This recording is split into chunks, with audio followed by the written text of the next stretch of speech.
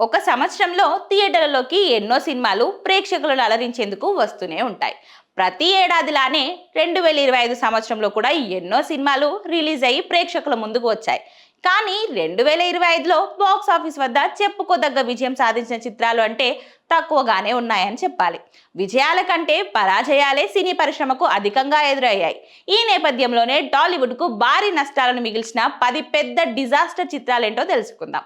ఈ జాబితాలో స్టార్ హీరోల చిత్రాలతో పాటు యంగ్ హీరోల సినిమాలు కూడా ఉన్నాయి. ఇక టాప్ 10 డిజాస్టర్ సినిమాలు ఇవే. రామ్ చరణ్ హీరోగా శంకర్ దర్శకత్వంలో వచ్చిన ఈ సినిమాపై ప్రేక్షకులు భారీ అంచనాలు పెట్టుకున్నారు. అయితే ఊహించని విధంగా ఈ చిత్రం ఘోర పరాజయం పాలైంది. ఇక రెండోది హరిహర వీరమల్లు. పవన్ కళ్యాణ్ హీరోగా జ్యోతికృష్ణ దర్శకత్వంలో రూపొందిన హరిహర వీరమల్లు దాదాపు 300 కోట్ల భారీ వ్యయంతో నిర్మితమై ఈ సినిమా కేవలం 60 కోట్లు మాత్రమే షేర్ రూపంలో రాబట్టింది.